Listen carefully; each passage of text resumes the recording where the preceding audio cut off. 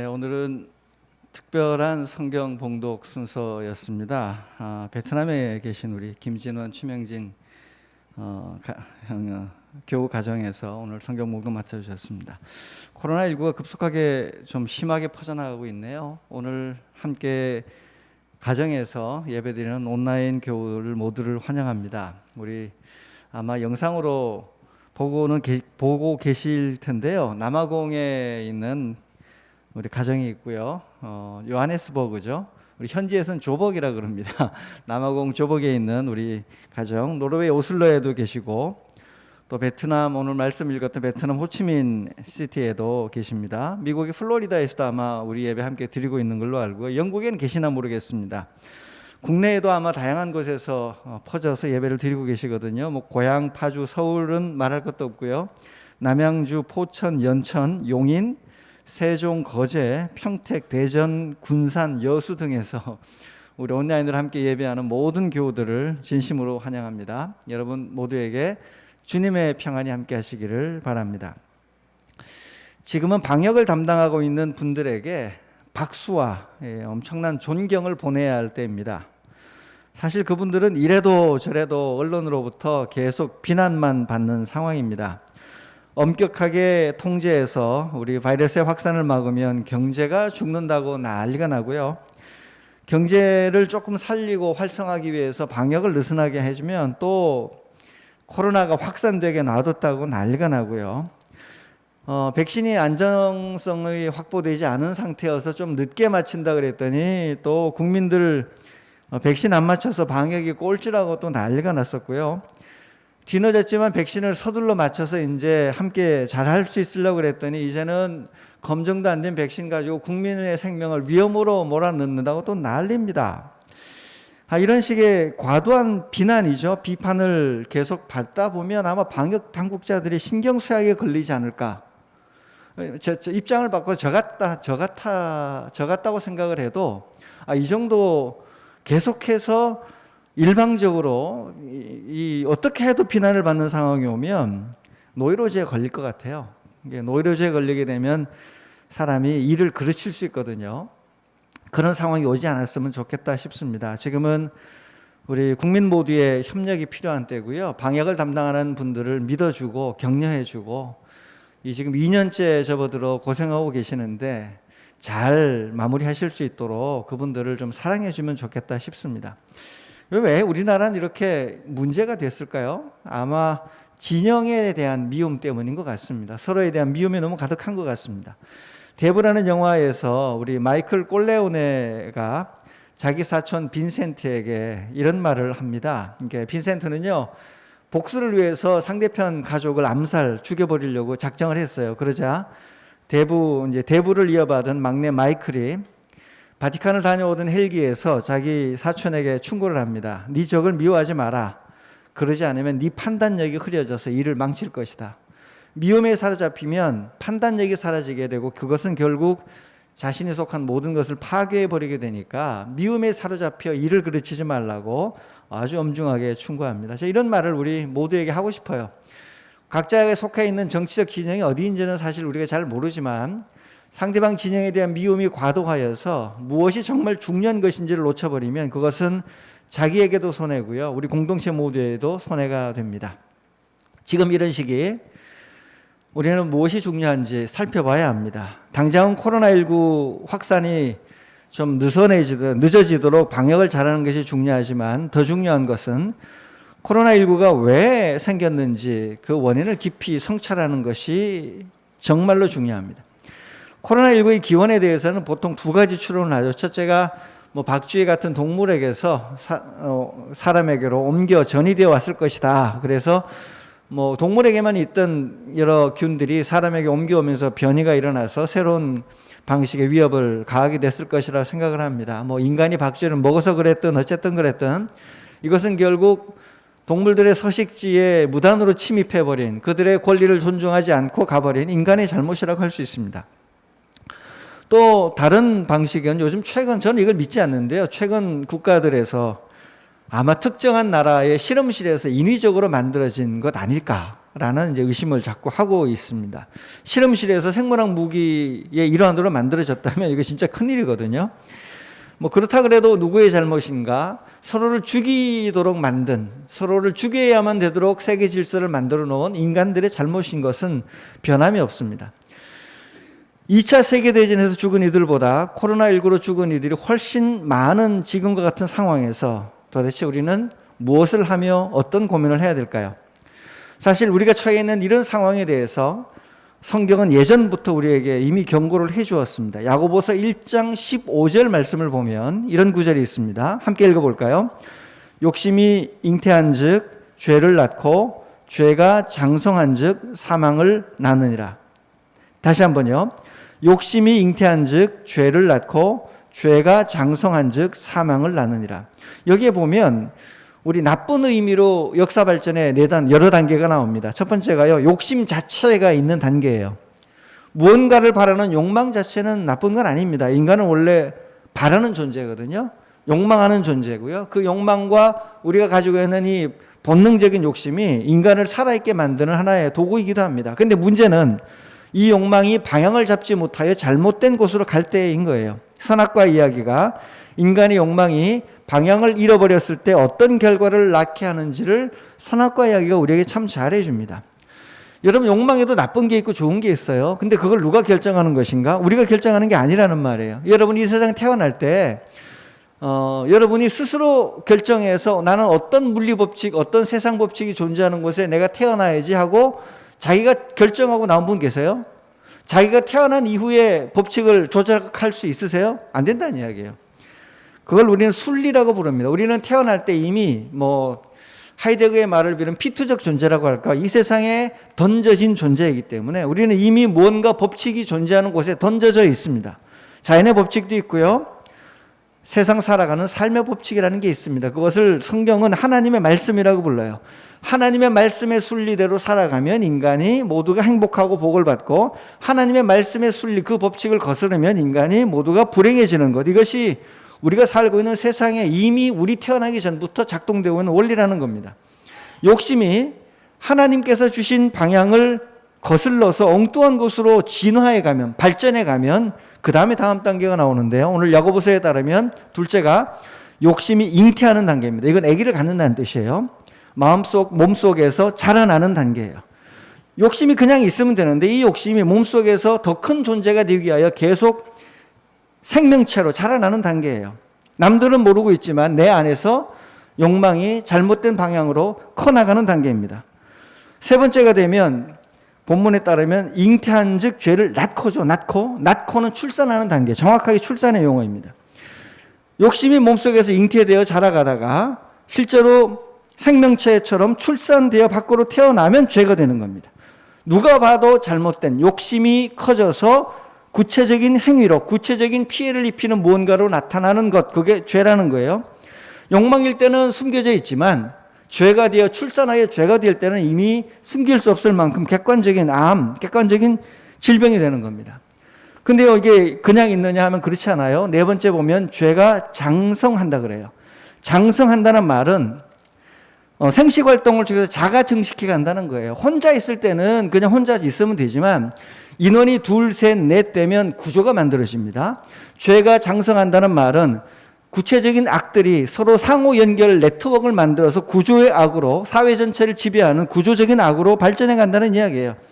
그쯤 되면요, 그 구조 안에 들어있는 한 개인은 자기 스스로 죄의 구조를 이길 수도 없고 죄를 벗어나서 자유로워질 수가 없는 상태가 됩니다. 온 세상이, 구조와 악이 온 세상을 지배하게 되면 마지막 단계가 사망의 단계. 개인의 멸망, 공동체의 멸망, 우주적 멸망, 지구 생태계 전체의 멸망의 단계가 온다는 게 오늘 성경 말씀의 본문의 이야기예요. 야고보서가 그렇게 정확하게 말합니다. 욕심 잉태하고 나아서 죄가 되고 죄가 구조화되어서 온 우주의 종말, 사망을 낳는다는 이야기입니다. 지금 코로나19 전국 앞에서 우리 사회는 이 5개의 단계 중에 몇 단계쯤 와 있을까요? 제 생각에는 한 4.5단계 정도 아닐까 싶습니다. 죄가 구조화되어 있고 그 죄가 우리 전체를 죽이기 직전, 그 이전 중간 단계 정도.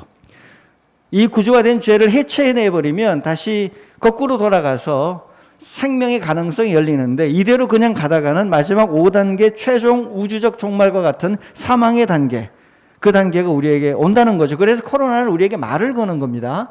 제발 5단계까지 가지 말라고.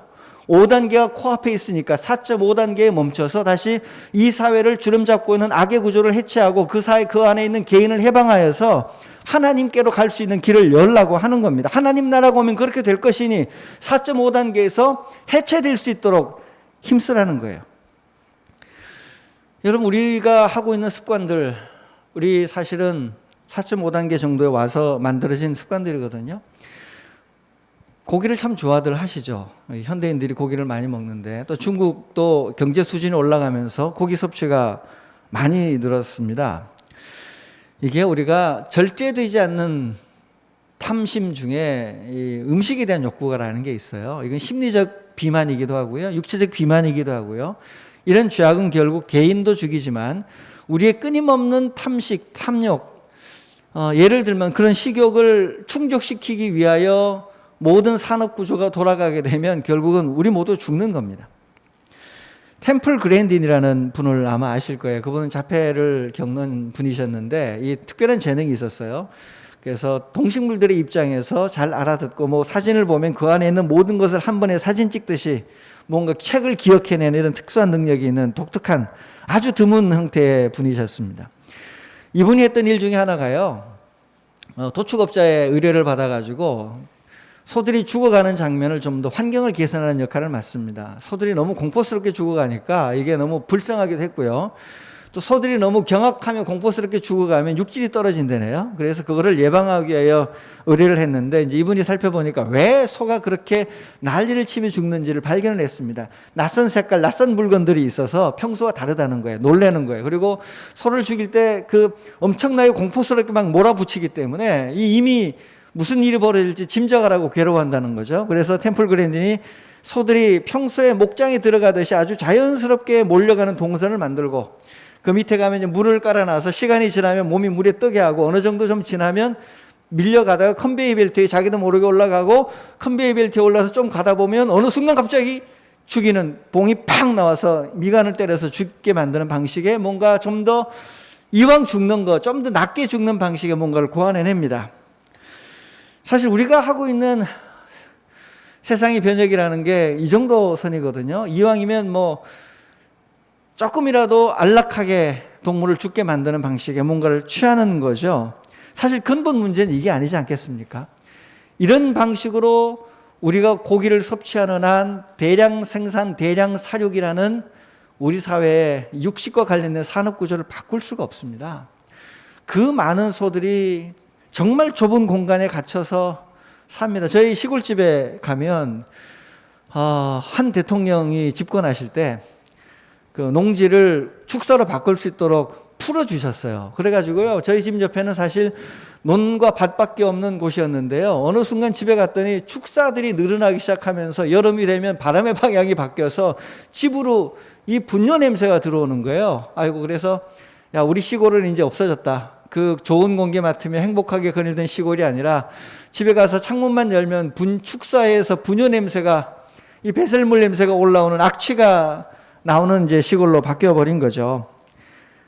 그 동물들이 살아가는 거 보면 정말 불쌍합니다. 그 뭐 좁은 우리에 갇혀서요, 우리도 그렇게 가다 놓으면 이상한 게 생길 텐데, 그렇게 살고 그렇게 만들어서 산업 구조를 그렇게 만들어야 인간이 먹어 치우는 만큼의 고기를 만들어낼 수 있으니까 이게 문제인 거죠. 그렇게 살다 보니 좁은 공간에서 소들에게 면역이 떨어지고 구제역 같은 거 하나 발생하게 되면 모두 토살해야 되는 상황이 벌어지는 것 아니겠습니까? 코로나19는 우리가 이런 식으로 살아남으려는 인간의 욕망을 제어하라는, 제발 이런 방식의 삶을 바꾸어 달라는 거예요. 사실 지금 고민해야 될 것은요, 당장의 눈앞에 놓이는 방역 문제가 아니라 이런 코로나19가 앞으로 그 다음에 계속해서 재발될 수 있으므로 살아가는 방식을 변화시켜야 된다는 겁니다. 장기적으로 그걸 바꿔야 되는 거죠. 기후위기를 가져오고 또 그런 어려운 환경적인 문제를 가져올 수 있는 산업구조를 바꾸고, 거기에 종사하고 있는 분들에게는 보조금을 주고 일정 기간 동안 살아갈 수 있도록 공동체가 터전을 마련해서 직업을 전환시키고 환경에 문제가 없는 오랫도록 지속 가능한 산업들, 지속 가능한 직업들을 가질 수 있도록 바꾸어주는 일들을 국가가 해야 되고요. 그건 공동체들이 해내야 될 일인데 사실 우리는 이거 별로 마음이 없습니다. 지금 우리의 가장 논점이 되는 것은 일찍 문 닫게 해서 자영업자들이 다 망했다. 예, 자영업 하시는 분 정말 고생입니다. 죽을 만큼 고생입니다. 당연히 공동체가 이 기간 동안 그들을 살아갈 수 있도록 우선적으로 지원하여 가정을 살려놔야 됩니다. 근데요, 가정은 살려놓고 사람은 살려야 되지만 살리지 말아야 될 업종들도 있는 거예요, 이 시기에. 제 생각이 짧은 건지 모르겠지만 좀 유흥업소는 좀 살리지 말았으면 좋겠다는 생각이 들어요. 유흥업소 밤 몇 시에 문 닫겠다고 난리가 납니다. 인간의 욕망을 가장 부적절한 방식으로 배설하는 것 아니겠습니까, 사실? 그 유흥업소 한복판에서 검, 언, 정치, 경제 관련 모든 사람들이 그곳에서 네트워크 아주 안 좋은 만남을 가지고 그것이 우리 사회 전반에 계속 문제가 생기긴 하는데 그걸 뿌리 뽑지를 못해요. 인간의 숨겨진 욕망을 배설하는 곳을 처리를 못하는 겁니다. 이참에 유흥업소는 좀 정리되게 두고 거기에 관련하여 살아가는 분들이 더 나은 방식으로 삶을 살아갈 수 있도록 전환하는 일들을 좀 해냈으면 좋겠어요. 유흥업소만 예를 들어서 그렇지만 굳이 유흥업소 아니어도 우리 사회에서 좀 사라져야만 되는 직업들, 사라져야만 되는 이 시대에 더 이상 우리가 감당할 수 없는, 지구가 감당할 수 없는 그런 방식의 산업들, 직업들이 있지 않겠습니까? 그런 것들은 이제는 바꿀 수 있도록 우리가 준비를 해야죠. 아마 이렇게 이야기를 하면 유흥업소 계신 분들이 이참에 교회도 좀 정리하자 그러지 않을 것 같아서 그런 생각이 들더라고요. 유흥업소는 사실 우리는 원래 이렇게 사는 거다. 근데 니들은 이렇게 살려고 한 곳이 아닌데 교회 니들도 우리랑 비슷하지 않냐. 사실 교회 니들이 경쟁, 성장 부추겨가지고 사람들 정신을 더 몽롱하게 만들지 않았냐. 교회 다니면 사람들이 더 건강하고 행복해져서 건강해지고 성스러운 방식으로 욕망을 승화시켜야 되는데 교회 다니는 사람들이 사회의 악 한복판에 들어가서 더 집요하고 더 경쟁적이고 더 악랄하게 살다 보니까 그 사람들이 배설할 데가 없어서 유흥업소 우리 여기 와가지고 교회 잘 다니는 분들이 여기 와서 가장 추하게 놀고 가는 곳 아니냐. 그러니까 사실 우리를 키우는 것은 니네들이다. 이렇게 말할 가능성이 꽤 있습니다. 종교계가 타락해서 종교가 정상적인 기능을 하지 않으니까 그것이 폭발하지 않도록 우리가 뒤처리하는 것이 유흥업소 아니냐 이렇게 말하면 아니라고 100% 아니라고 말할 수는 없을 것 같습니다.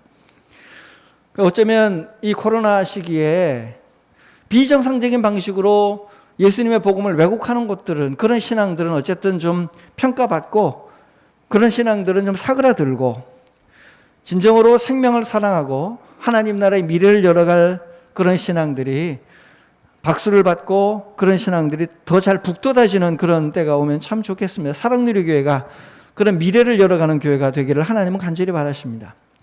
여러분 진짜 우리는 4.5단계 있습니다. 직장생활하고 사회생활하는 분들의 삶을 봐도요.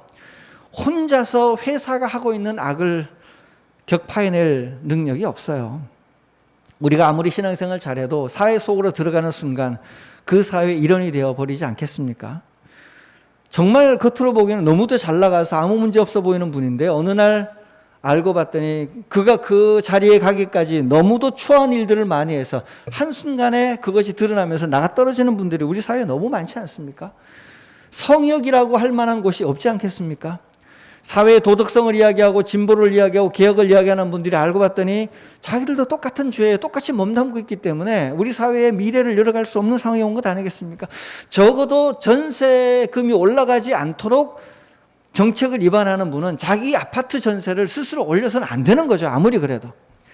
물론 아파트 100채 가진 분이 2채 가진 분 보고 너도 우리랑 똑같다고 말을 하면 그건 진짜 심각한 문제가 되지만 적어도 다양한 주택을 보유하지 않게 하려는 의지를 가지고 그런 이야기를 공개적으로 표명하는 분에게서는 자기 주택을 빨리 처분을 하든가 해야 될 텐데 결국 처분하지 않은 채로 자신이 가진 이익은 그대로 누려가니까 어떻게 누가 그것을 보고 정책이라고 박수를 치며 가겠습니까? 우리 사회에 깨끗하다고 말하는 개인도 깨끗하다고 이야기되는 모든 사람들도 동일한 문제에 걸려서 동일하게 무너지고 쓰러져 가는 것이 우리 사회의 핵심입니다. 이 한복판에서 하나님께서는 우리 사회 룰을 바꾸라는 거예요. 구조를 바꾸라는 거예요. 구조와 룰을 바꾸고 너희가 주님 앞에서 마음이 변하고 회심하여서 한 개인도 변하고 한 사회 구조가 해체되어서 올바른 사회에 갈 수 있도록 만들라는 것. 그게 코로나19가 우리에게 가져다 주는 엄중한 하나님의 경고요. 하나님의 말씀이라는 것입니다.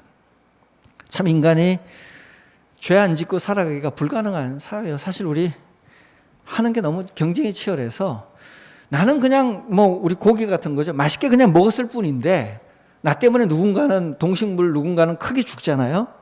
나는 그냥 즐겁게 여행을 갔을 뿐인데 내가 접촉한 낙타 때문에 여러 가지 질병들이 전환되어서 사람들의 생명을 가할 수 있는 거잖아요. 우리 사회가 그런 사회라는 거예요. 우리가 그런 방식으로 죄를 짓고 개인적으로도 유혹받아 죄를 짓고 한 사회 구조 안에서도 죄를 짓는 존재라는 겁니다. 이게 우리 사회인데 오늘 성경 말씀에 보면 이런 지구상에 존재하는 죄에서 완전히 자유로웠던 한 인간이 있습니다. 오늘 본문 히브리서 4장 15절을 우리 함께 다시 읽겠습니다. 히브리서 4장 15절 본문 말씀입니다. 함께 읽습니다. 우리에게 있는 대제사장은 우리의 연약함을 동정하지 못하실 리가 아니요 모든 일에 우리와 똑같이 시험을 받으시니로되 죄는 없으시니라. 다시 읽겠습니다. 우리에게 있는 대제사장은 우리의 연약함을 동정하지 못하실 리가 아니요 모든 일에 우리와 똑같이 시험을 받으시니로되 죄는 없으시니라. 우리 지난 시간에 예수님이 우리와 똑같은 인간이라고 함께 나눴습니다. 불완전한 연약함을 가진 인간의 존재를 다 받아들이고 했다는 의미에서 예수님은 완전한 인간이었습니다. 그것을 이해하신다면 오늘 본문에 나오는 이야기가 예수님도 우리랑 똑같았네. 예수님도 똑같이 시험을 받으셨구나. 예수님도 똑같이 유혹을 받으셨구나. 그런데 이기셨구나 라고 생각을 해야 됩니다. 여기서 예수님이 신이니까 당연히 그럴 수 있겠지라고 생각을 하면 우리에게 아무런 도움이 안 됩니다. 예수님이 유혹을 이기셨다는 이야기는요, 그냥 형식적으로 십계명을 지켰다는 뜻이 아닙니다. 예수님은 그렇게 말씀하셨어요. 너희가 이성을 보고 음욕을 품으면 그것 자체가 간음이라고 이야기하셨어요. 예수님 자신이 그런 이야기를 자신 있게 했다는 이야기는 예수님은 마음속에서 욕심이 잉태되지 않도록 욕심의 방향 자체를 처음 자기가 가진 본능 자체를 하나님의 말씀의 질서 안에 집어넣는 초동 진압을 하신 거예요. 살인하지 말라는 계명을 그냥 진짜찔러 죽이지 않았다고 지켰다는 게 아니고요. 상대방을 미워하는 마음, 형제 자매를 향하여 미워하는 마음이 생겼다면 그것 자체가 상대방을 살인하는 거라고 예수님 가르치셨어요. 그러니까 예수님은 문제가 생겨서 상대를 죽이고 싶은 마음속에 미워하는 마음이 생길 때 이미 초동 진압을 하셔서 미워하지 않기로 작정하신 분이시라는 거예요. 사망이 오기 전, 죄가 장성하기 전, 죄가 출산되기 전에, 욕망이 잉태되기 전에 욕망 자체가 하나님 말씀 앞에 제자리를 잡도록 하나님이 원하신 방향으로 우리의 삶의 의지, 욕구가 승화해 갈 수 있도록 주님은 초창기 초동 진압에 성공하셨다는 이야기입니다. 이렇게 승리하신 예수님을 오늘 본문은 죄는 없으신 분이라고 말하는 겁니다. 근본적인 의미에서 우리와 똑같은 인간이었지만 예수님은 하나님 말씀에 100% 순종하기로 작정하여 초동 진압하셔서 죄가 발생하지 않도록 미연에 방지하셨던 분이라는 겁니다. 여기에 더할 게 있는데요. 우리가 예수님을 생각할 때 예수님은 개인적으로 유혹에 이기셨다는 차원 정도만 생각하면 좀 안 됩니다. 아까 야고보서 말씀에 보면 죄가 장성하여 출산된 죄가 자가 증식하여 사망까지 가져오는 심각한 사회 구조악이 된다고 했습니다. 예수님이 죄가 없다는 말은요, 사회 구조적인 악에도 가담하지 않으셨다는 뜻이 됩니다. 이것이 예수님 인격의 일관성, 예수님 영성의 일관성입니다. 여러분, 한 개인이 의롭다고 해서 그의 사회적 기능이 의롭게 되는 것은 쉽지 않습니다. 이거 어려운 일입니다. 이 일관성은 쉽게 달성되지 않습니다. 내가 개인적으로 의롭게 사는 것을 사회에서도 실현하려고 하다 보면 자기가 죽어야 될 가능성이 매우 크기 때문에 그래요. 우리는요, 개인적으로는 굉장히 훌륭한데 사회 속에 들어가서는 굉장히 악한 역할을 거리낌 없이 감당하는 악인들을 참 많이 봅니다. 그런 거 많잖아요. 교회 와서 너무 거룩하게 주님 앞에 새벽 기도하고 하던 분이 사회 나가서는 다른 사람이 죽든 살든 상관없이 무자비하게 정책을 위반하여 회사를 또는 사회를 만들어가는 분들이 참 많습니다. 우리 사회 구체적 예를 들지 않아도요, 일본이라는 나라의 경우를 예를 들어볼까요? 일본인에 대하여 사람들은 굉장히 좋은 호감을 일반적으로 가지고 있어요. 직접 만나보면. 왜냐하면 굉장히 친절합니다. 한편 굉장히 정직합니다. 일본 물건들은 신뢰가 깊을 만큼 오래 가요. 일본 자동차 몇십 년 지나도 오래 내구성이 좋아서 오래 갑니다. 물건 하나하나 만들 때 일본 고유의 장인 정신을 불어넣어서 물건 하나를 자기의 혼을 집어넣어 만든다고 할 정도로 참 섬세하게 잘 만들면 굉장히 훌륭하잖아요. 일본에서 지내다 온 분들은 그래요. 다른 비판할 거 항상 있겠지만 일본 사람들 내부에서 이루어지는 일들 중에 굉장히 좋은 것이 많다는 겁니다. 근데 일본이라는 나라 바깥으로 나와서 그분들이 사회, 세계 질서 안에서 어떤 역할을 해내는지를 보면 이건 또 다른 문제라는 거죠. 그 깨끗해 보이고 정직해 보이는 친절해 보이는 일본인들이 동아시아 내에서 행했던 끔찍한 죄에 대하여 반성할 기미도 없고 반성하려는 의지조차 없습니다. 그 많은 이들을 죽음으로 몰아넣고도 도리어 여전히 우리가 너희를 도왔다고 큰 소리치는 이 이해 불가능한 행위를 그들은 여전히 하고 있다는 거죠. 최근 제가 어떤 시사 잡지를 읽다가 깜짝 놀란 대목이었습니다. 그 글을 쓴 분이요, 자기가 티베트 망명 정부가 있는 인도 다람살라에 있는 작은 마을 맥크로드 간즈라는 곳에 들렀대요. 거기 갔더니 일본 식당이 있더랍니다. 그 일본 식당에 들어가서 앉아서 이제 그 음식을 먹으려고 주문해서 보니까 주변에 자기가 워낙 좋아하던 일본 만화, 그런 만화들, 일본 잡지들, 소설들이 너무 많이 있어서 즐겁게 보다가 봤는데 거기 봤더니 한국인을 증오하고 혐오하는 것을 부추기는 혐한 서적들도, 혐한 만화들도 꽤 많이 있더라는 거예요. 그래서 이게 무슨 일인가 싶어가지고 티베트, 중국에 의하여 탄압을 받고 있는 티베트 망명 정부를 돕는 식당, 그 NGO 활동가들이 움직이는 식당인데 그 좋은 뜻을 가진 식당에 혐한 서적이 있는 것을 보고 조사를 했더니 이 식당을 경영하는 사람들이 일본의 극우단체들이었다는 거예요. 일본의 극우단체들이 티베트 망명 정부를 돕는 일만 하는 게 아니라 신장 위구르 자치지역에 인권 활동을 하는 사람들도 돕는데 돈을 보낸다는 거예요. 이유는 딱 하나예요. 일본 제국의 영광을 되살리려면 중국을 견제하고 중국의 약점을 잡고 물고 늘어져야 된다는 거죠. 참 이게 악랄한 슬픈 일이기도 하죠.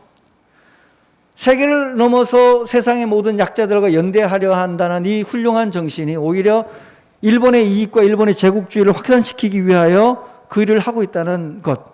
이게 일본의 모습인 거거든요. 실제로 일본 극우의 모습인 거예요. 이게 일본에만 있을까요? 미국 사람들에게 있고 대한민국 사람들에게도 있고 우리가 그토록 피의자 하며 사람을 도와야 되고 이야기하지만 우리도 막상 전쟁 나가서 해외로 나가서 움직였을 때는 너무도 많은 이들을, 민간인들을 학살했던 전력이 우리도 있어요. 이게 인간이라는 거예요. 오늘 본문에서 예수님이 죄는 없으신 분이라는 평가를 받은 것은 개인적으로 유혹을 이겨서 아담처럼 선악과를 개인적으로 따먹지 않는다는 뜻만이 아니라 불의한 사회 구조에서 자신도 모르게 악을 행하는 존재, 악을 조장하는 존재로 살지 않으셨다는 뜻입니다. 예수님이 광야에서 40일 동안 받은 시험은요, 개인적인 시험이 아니라 구조적인 시험이셨어요. 네가 만약에 돌을 변하여 빵이 되게 만든다면 얼마나 좋겠냐. 천사가 네 발을 떠받칠 것이다. 기적을 일으켜 보아라. 세상 만국을 줄 것이다. 온 사회 구조를 네 손아귀에 쥐고 마음대로 쥐어들 수 있는 구조적인 문제를 쥐어들 수 있는 권력에 대한 욕망이었던 거예요. 예수님은 40일 광야에서 개인적인 유혹을 이긴 게 아니라 세상을 휘어잡는 자기 중심적으로 돌아가게 하나님을 떠나서 자기가 원하는 방식으로 세상을 마음대로 만들어 갈 수 있는 구조악의 최정점에 서서 호령하라는 욕망을 예수님이 이기신 거예요. 개인과 사회를 악에 물들게 하는 불순종의 영 사탄을 향하여 오히려 하나님 말씀대로 욕망을 하나님의 말씀대로, 사회를 하나님의 말씀대로, 먹고 사는 문제를 하나님의 말씀대로 움직이도록 하는 것이 하나님의 뜻이라고 말하면서 사회 전체의 구조를, 권력을 휘틀어쥐고 마귀의 뜻대로 움직이고자 하는 마귀의 유혹을 예수님은 단호하게 거절하시고 물러가라고 외치신 겁니다. 그리고 이랬던 예수님의 40일 동안의 거절이요, 예수님의 나머지 일생 전체를 통해서 나오는 거 아니겠습니까? 사회학에 가담하지 않을 뿐만 아니라 사회학을 이끌고 사회 구조에서 주도 세력이 되어 세력과 죄인들을 끊임없이 죽음으로 내몰고 있는 이들과는 예수님이 피 흘려가며 싸우시고, 그 싸움에 인간 악의 근원인 사탄의 세력과 끝까지 맞서기 위하여 예수님 십자가에서 결국 죽으신 것 아니겠습니까? 이런 의미에서 예수님이 죄가 없으신 분이라는 것이 오늘 본문의 핵심 내용입니다. 우리가 추구해야 될 과제가 생겼죠. 청교도 윤리처럼 나 혼자 개인적으로 거룩하게 잘 사는 것이 예수님을 닮는 전부가 아니고요. 사실 이것만 가르치는 교회가 너무 많습니다. 개인적으로 정직해라, 너무 많아요. 개인적으로 성적으로 거룩해라, 너무 많아요.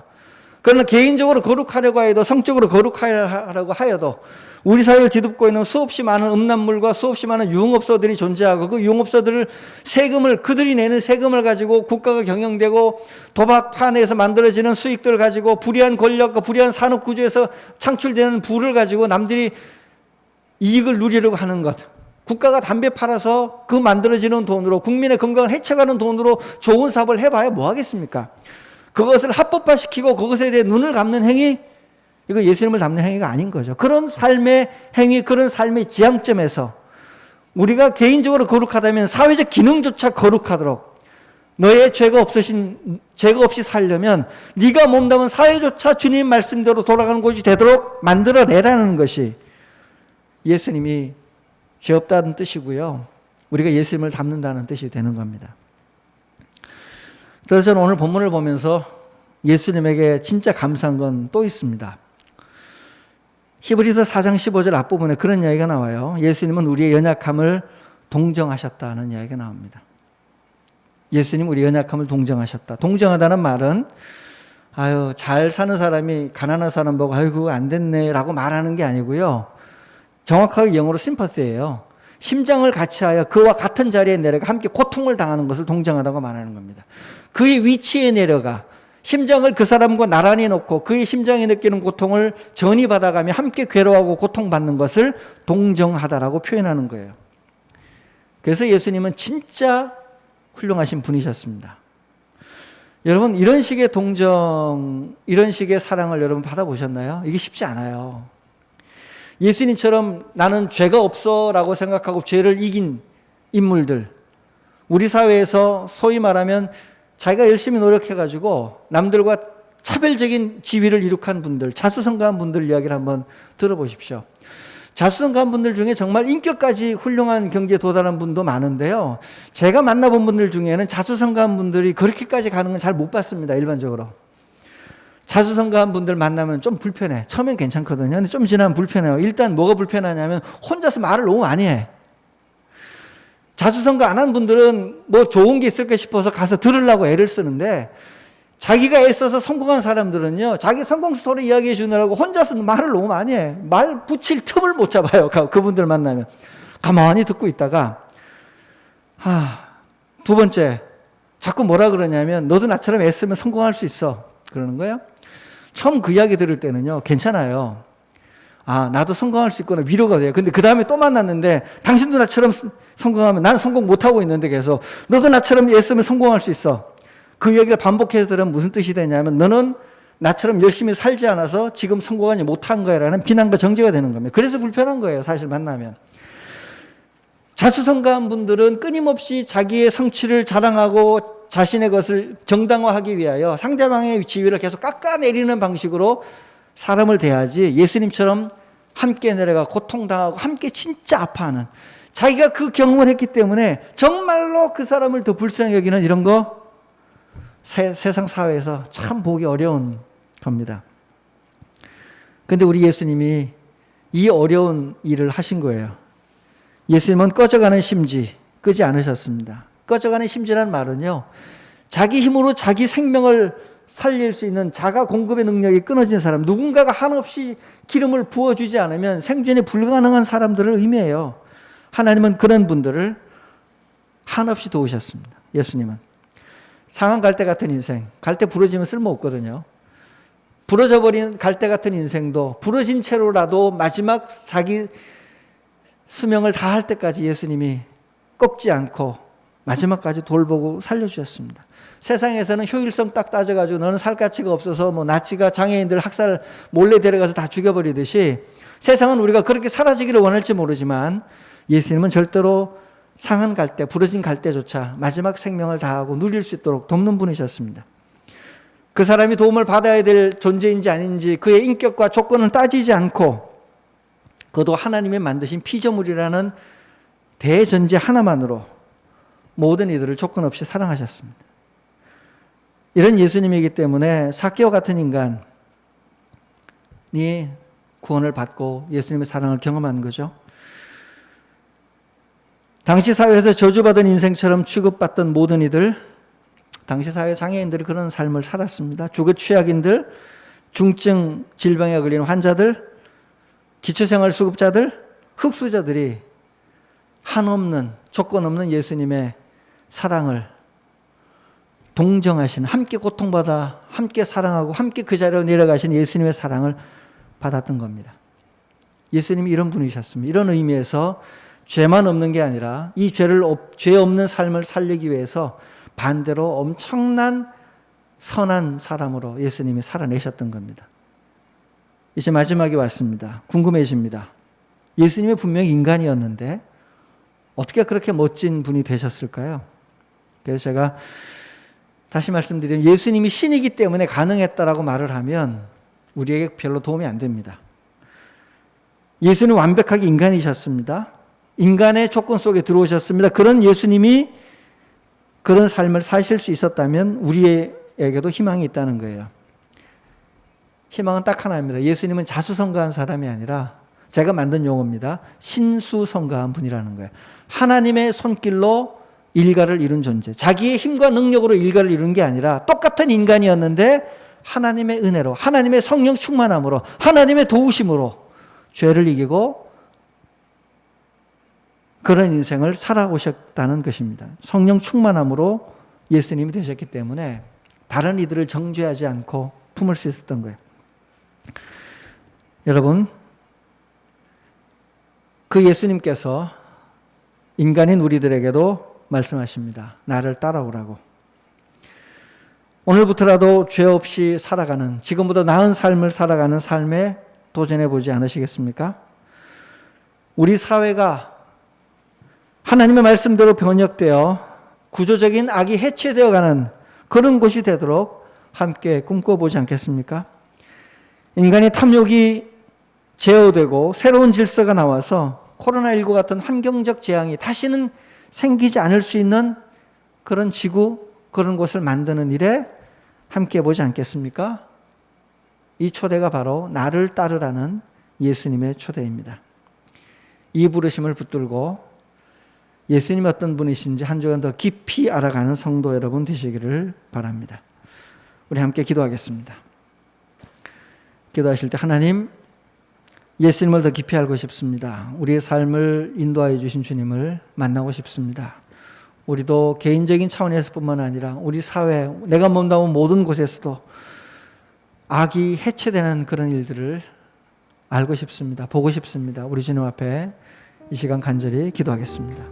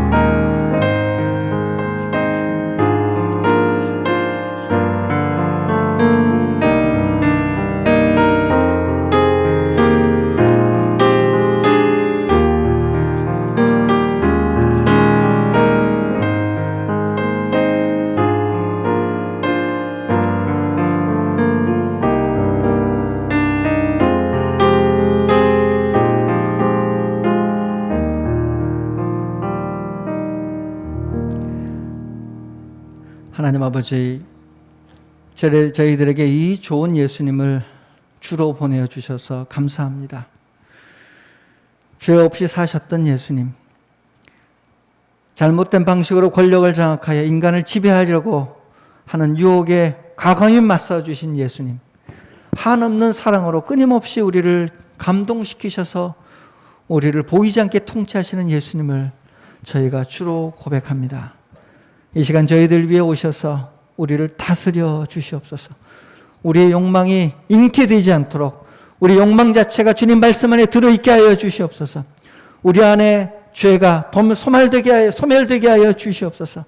십자가의 보혈의 피 앞에 우리의 죄를 도말하여 주셔서 예수님과 함께 십자가에서 죽고 새로운 사람이 되었음을 재확인하게 하여 주시옵소서. 예수님 이름으로 기도드립니다. 아멘.